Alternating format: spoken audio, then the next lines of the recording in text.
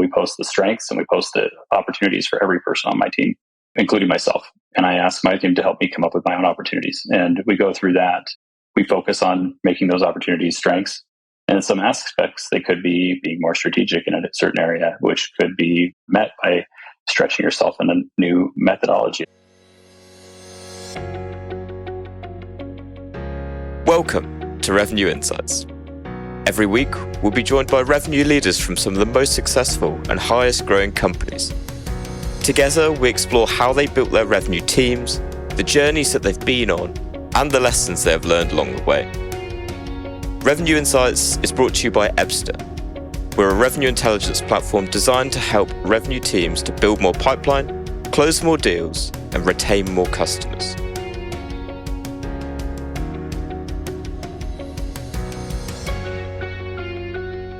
Hello, and welcome to the Revenue Insights podcast for this week. And today I'm joined by Darren Fay. He's the Director of Revenue Operations and Intelligence at Instructure. Over the past 2.5 years, Darren has helped to scale the RevOps team, having previously worked at Claribeam. It's great to speak to you, Darren. Great to speak to you as well, Lee. So to kick us off, it'd be great to hear a little bit more about your story over at Instructure, and how you've got to where you are today. Yeah, you bet. I have a bit of a unique career path.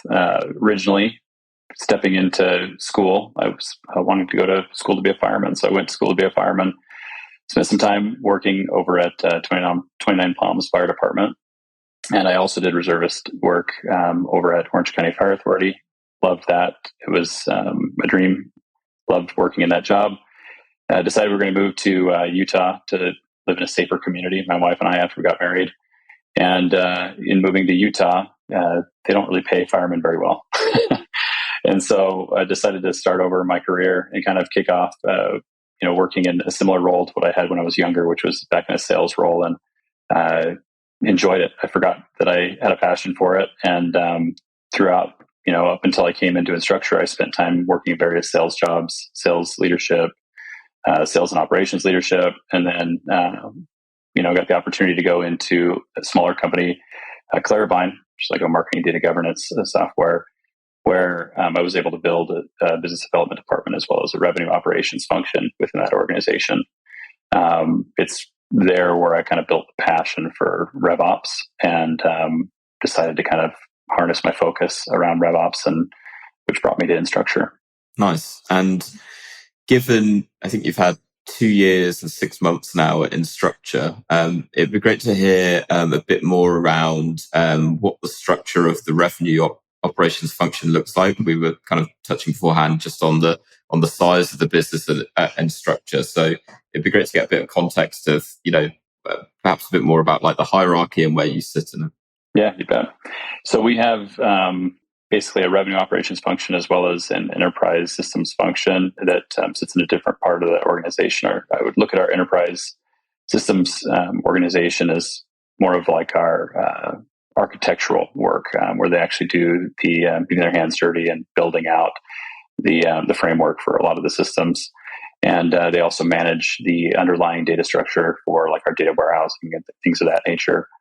The revenue operations function, we have multiple different areas of focus within the team. We have, our SVP of revenue operations, led by Joanna Fankhauser, who has split the team into various areas. We have a sales and marketing BI function. We have a marketing function for systems, a sales function for systems, and a CX function for systems.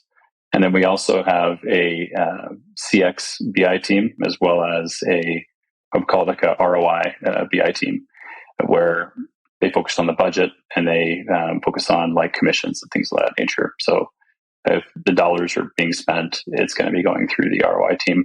And then the other BI teams, like the sales and marketing, which is the team that I run. And then we have our CX BI team. I would focus that more on like insights, analytics, business intelligence, go-to-market, annual operating plans, recommendations to systems for making sure that it facilitates the needs that we do have for making the decisions we need to make as an organization. And the systems team would be more of a function of like the administration and day-to-day maintenance of some of the plans that are put in place. What I love is really like how it's really broken down. A lot of the time, I think there's a lot of revenue operations teams, either it's, a single individual or, perhaps it then breaks out then into a second tier of marketing, sales, customer success typically. It sounds like you've got an even, a tier below that now in terms of the structure. So it'd be good to understand, like, as a business unit, how you're working together, and how that business unit works with the wider business. Yeah, it kind of goes into those three foundational pillars: developing a best-in-class RevOps team that was discussing with you earlier. A big key portion of that is alignment, which is like one of those pillars, which is making sure that you work regularly cross-functionally in an efficient manner. So when you work with, let's say, our enterprise services team, you need to weigh in to have buy-in, right? So you need to be able to include the right people from the right portions of the organization to make sure that you have the right insights to deliver the right results. So working on system architectural changes or recommendations, it's not just me and my team saying we want to do this. This is what we're going to do. It's bringing the right people in the room and discussing it, similar to like a panel where you say, this is what we'd like to do. Let's start poking holes in it and let's start breaking things. I find we get some of the best solutions from getting in a room, somebody proposing a solution, and we break it. And that's probably how I'd say that we kind of function really well going into building successful plans. I'd love to get an example of perhaps one problem that you were having, perhaps one that you got great results from. That's probably the best one to go with, right? What the problem was you were having at the beginning, and ultimately the solution that you got to, but really how you got there. Yeah, I think one of the problems that I could use as an example is, when changing like a team structure around, you're looking at doing, let's say, like an overlay model, making sure that you get proper attribution for those overlay reps, but also not overcounting contribution to the existing rep who runs that account or opportunity. That's complex sales motion to manage, and making sure that you have the right framework in place and the right process in place to manage it can be tedious. You got to crack a few eggs to make an omelet, right? So if you're not making mistakes, then you're not doing something right. First implementing things, you have some growing pains, you understand what not to do. And, that builds on the foundation to make a more successful and meaningful plan. The people who come up with some of the best decisions in revenue operations don't do it just because they had a random idea. It's because they've done it wrong 2, 3, 4 times until they found out the right way to do it. Coming up with those solutions and mitigating those, it's all about reviewing the past successes and failures and doing a postmortem and saying, what can we do differently, and what are the areas that were painful for us? In that situation, we looked at one of the pains we had from the previous plan we put together was manual, the audits that had to take place and things of that nature. And so coming together as a team now, it's for next year, one of the things we want to look at is how do we automate more of that. We believe the framework is airtight, but it's more about how do we reduce the time it takes to manage it. And, again, you break a few eggs, so you're going to notice new problems as they come up. You're going to solve one and you're going to build on it until you kind of fine tune it to the right solution.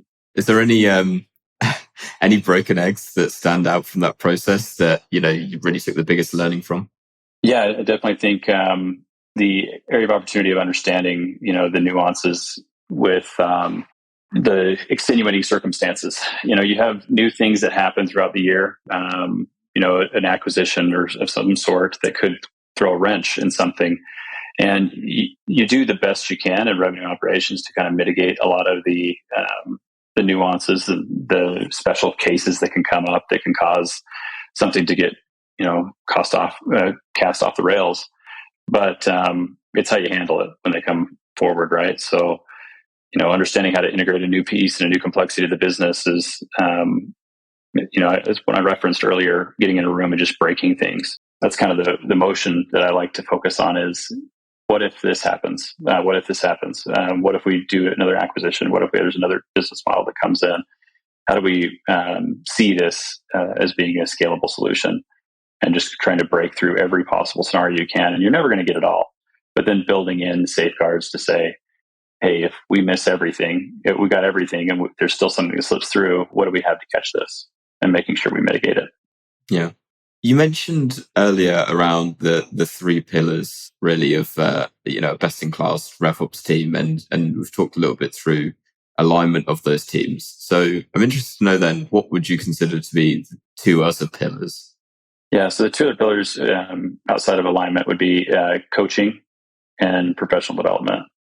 And when we're looking at leading a revenue operations teams, there's several things that happen, right? You have burnout, you have confusion, you have a lot of things. You get pulled in different directions. And one of the people that I mentor over in London, when you hear from other businesses some of the struggles that they have, oftentimes it comes from not having clear vision. And clear vision from your leadership could impact your clear vision from your own personal revenue operations priorities. So when I talk about that first pillar, when I talk about alignment, it's really about understanding what's important to the organization and what's important to the EC and your senior leadership team. And, if you don't have a clear vision, pushing to get that clear vision. Because if they don't have a clear vision, then the company's not going in the right direction. Everyone needs to be marching in the right direction.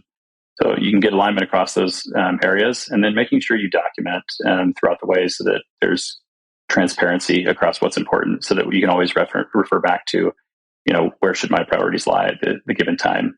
What I'm really interested to know is, in Instructure's example, it'd be good to hear what that vision is and perhaps some actionable examples of how that then filters down into how you're operating as a team. Yeah, I think, for us, we definitely have some of our core principles, but, we want to be, running a ed tech company. We definitely want to be, looking at being an amazing place to work. We want to make sure we're having a raving fan base across our customers and having a great customer success story, and we're driving value to our end users. When we look at our connection with that from the RevOps team, one of the things that I believe is foundational in running that best-in-class revenue operations team is aligning your team objectives with that. Are you familiar with OKRs, the goal setting principles? I really like those. And for those who don't know it, it's objectives and key results. It was introduced to me by my boss, Joanna Fankhauser. And in going through that, it gives clarity on, what that overall vision is, and then how are you going to get there, and what's the measurable result, having it be time bound and specific, and giving you that spearheaded vision of how you're going to impact the organization and deliver on your company's commitments from a more granular view. One of the things that I think is important with that alignment is, discussing things that you're working on and making sure you have transparency in them. And so doing the OKR ritual or process from the top down, I think is meaningful, right? And having transparency in that, so everyone knows where your priorities lie at that given time. In doing so, I find you have less questions and about what am I doing here from a employee perspective, and it really drives value in knowing what's important.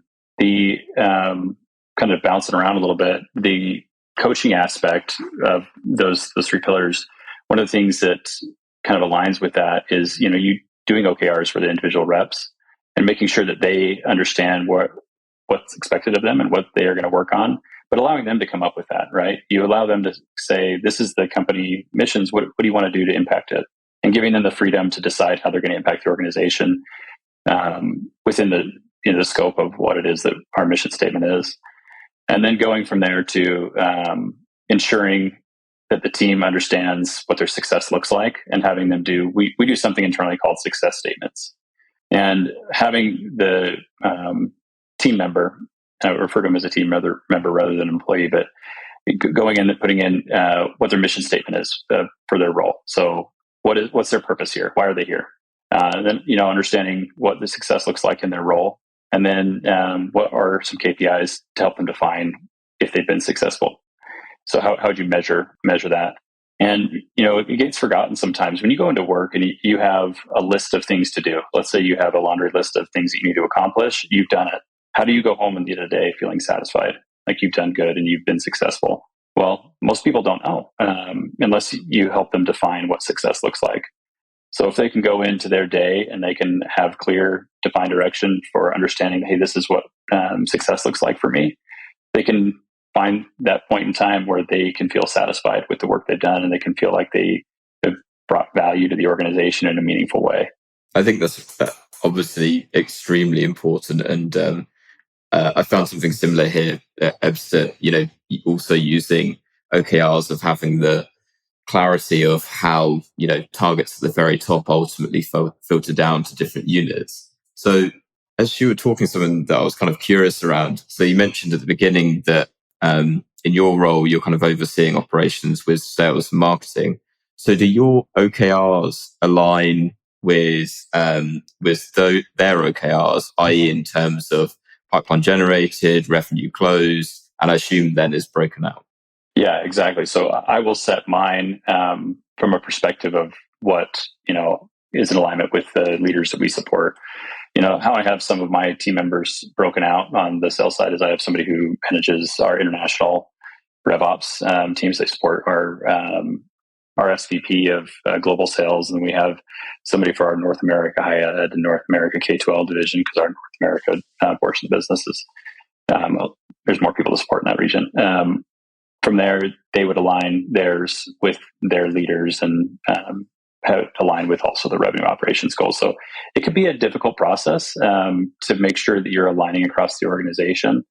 But I think what helps is, you having regular conversations about what priorities are, which is, another area of that coaching aspect and being that meaningful team, is having regular weekly conversations to talk about what those priorities are.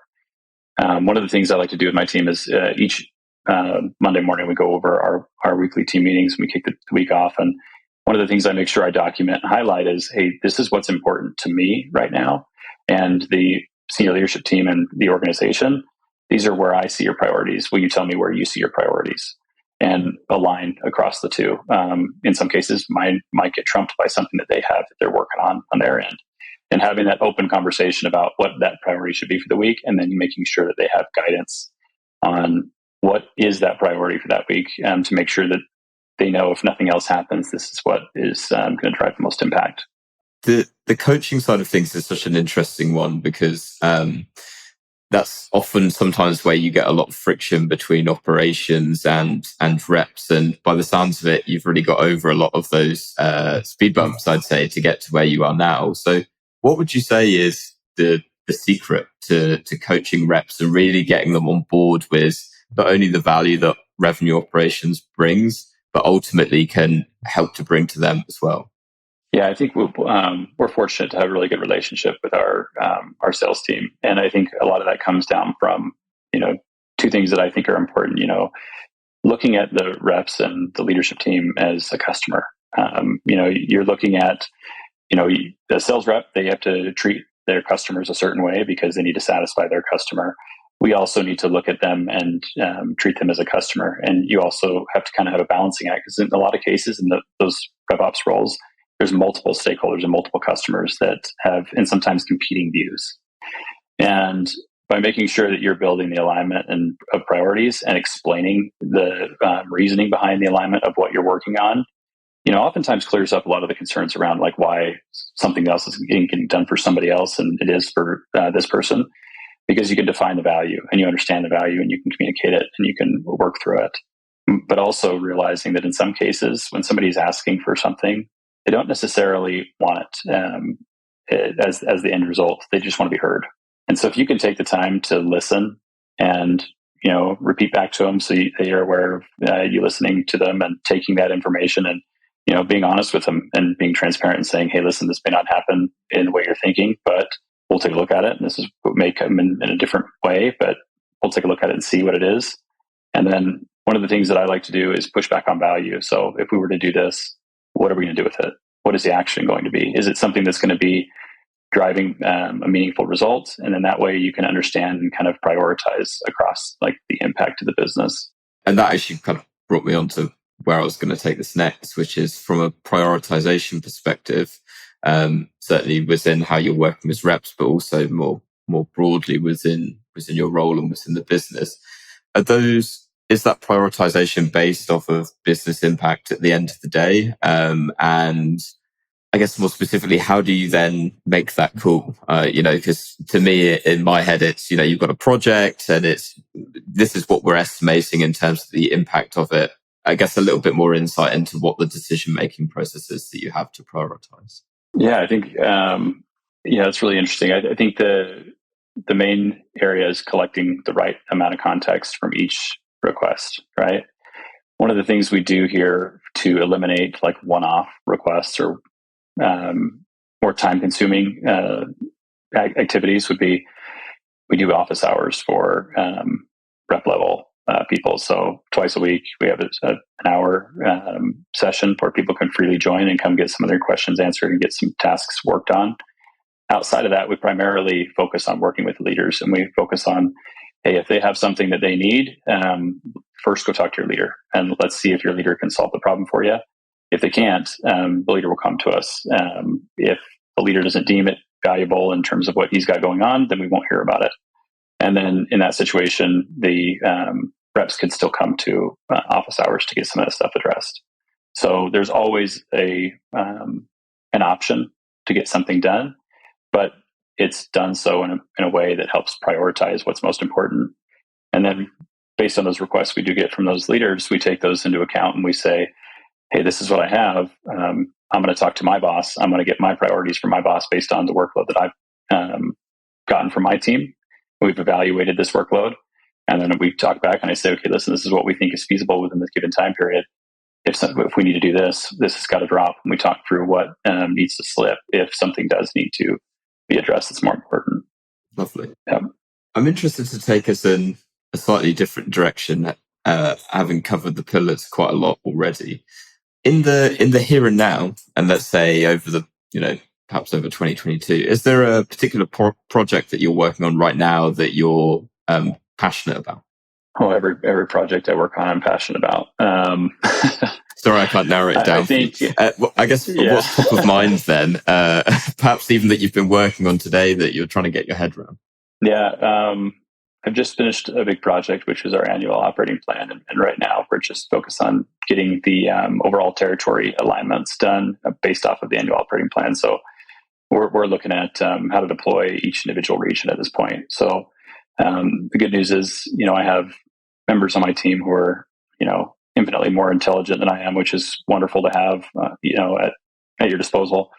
And, they're working heavily with their leaders to determine what the best course of action is to go after, their number for the year and how we want to do that as a business. And, making sure I help drive that in the right direction, I think is on top of mind. And in doing some of that, I think it comes down to, maintaining those conversations around, what our vision is for next year in terms of like where we want the company to go. So what are our current priorities? What do we want to be selling and where and how? And what's going to lead us to have the most bang for our buck in terms of productivity? Yeah, I appreciate that we're probably not going to be able to go into too much detail in terms of what you've got planned coming up in the next year. But I wonder if you're able to speak to, from annual planning last year, whether there were any key learnings that you took from that, and how ultimately it transpired going into 2022 from last year, and perhaps learnings that you've now taken going into planning for next year that played a key part in shaping that strategy. Yeah, I definitely think one of the learnings from last year for me was making sure that you focus on the data, right? So understanding where you're seeing momentum, where you're seeing the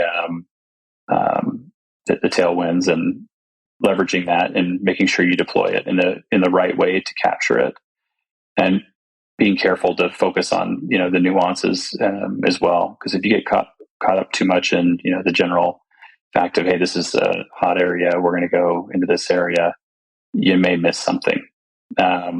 We did a fairly decent job last year doing that, and leveraging, I'm not sure how familiar you are with like a TAM, SAM, SOM kind of principle of going after, what we have in market, what we want to go after. And last year was the first time, I put my team onto that type of process and pushed them through it. And, it worked out well. And, I think the team was pretty happy with the way it was deployed from the sales side of it. And, just looking at refining that further into next year, with more of like a product centric focus, I think it would be a good year next year. Was that spread across, obviously the focus on the TAM, SAM and so on, was that focused across both sales and marketing? Yes. Yeah. I would say focusing on where the interest is, and then, leveraging the marketing function to go into those regions for sure. And I guess by and large then, seeing as you're carrying it forward into next year, overall was a success, I'm guessing. Yes. Yeah, very much so.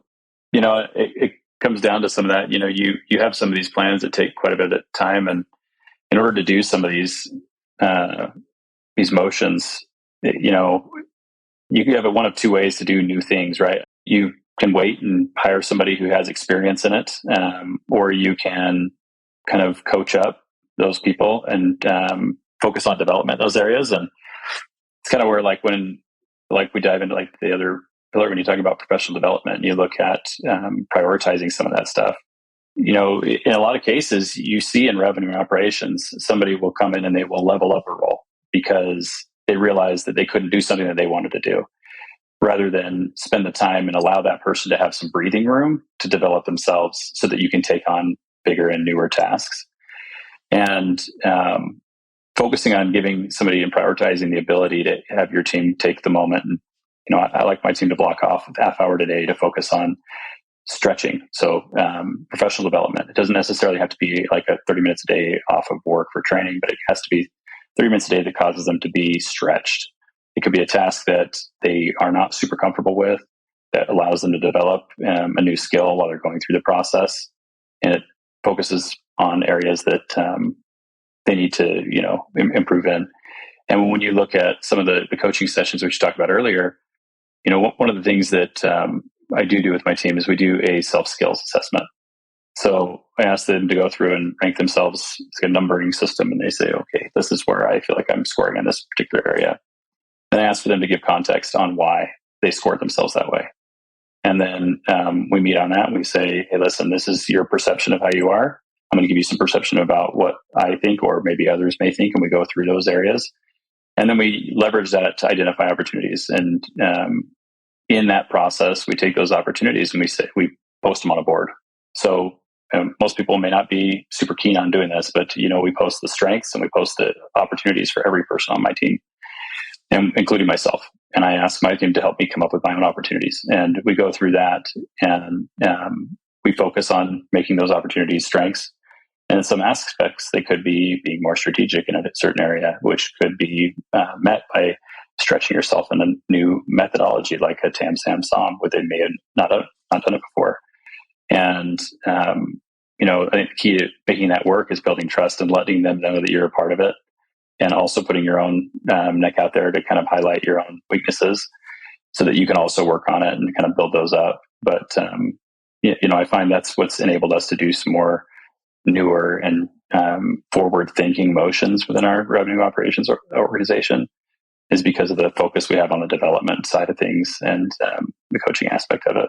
It's a really interesting approach, and to your point, I wonder how many people really appreciate the level of transparency. Personally, I really like the concept of it because it gives a clearer sense of what people are strong at, and not necessarily what they're weak at, but it's playing to those strengths, right?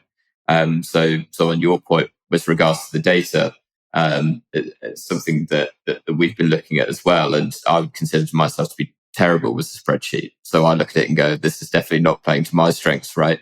So then it's looking within the business of, someone that is that way inclined and is far stronger with it to then pick up and run with it. And we've personally found a lot more progress with that. And by the sounds of it, that's kind of a similar case for you guys, where I wonder whether obviously a lot of the time, and we were kind of talking beforehand, it's just you're constantly being inundated with requests from left, right, and center. But with that personal development in place, do you find that you almost have like ideas bubbling up from sessions that you're having that play into those strengths that you've then really push forward as, I guess, like a more of a pioneering RevOps project? Yeah, definitely. I think that's a big area of it, right? One of the things that I've loved about the process is, you disarm the opportunities area or weakness area of somebody from being something that is painful to talk about. And it becomes more of a mechanism to help somebody grow and improve. And it takes the negativity out of it, right? When you share it openly and everyone's doing it and it's a part of what it is, and it's not about how bad you are, it's about, hey, let's look at areas where we can get that much better. And the way I like to talk to my team about it is, the more we improve as an organization, the more responsibility we can take on, the more improvement to the organization we can bring. And if we stop that, you're only as good as the skill set you currently have. And a company continues to grow and the company continues to develop. But if your workforce doesn't develop and grow along with it, that area of the business becomes stagnant. And there's so many new areas to develop. You talking about your spreadsheets. When I first came over to Instructure, my strong point wasn't like Tableau, for example. And I put that out there, and now I'm fairly competent in it. And that we go through there and we put some of these things forward to the team, and we let them know, hey, this is something I'm working on. You identify an area. I'm very transparent with, I wanted to learn SQL. This last year, I'm more business focused and strategic focused, and I wanted to learn a little bit more technical skills. And so I did that alongside it, and I was doing trainings with my team and discussing it. And when you get in the trenches and you develop yourself with the team, they also understand you're building the culture of growth and development, and it leads them to want to be better alongside you as an organization.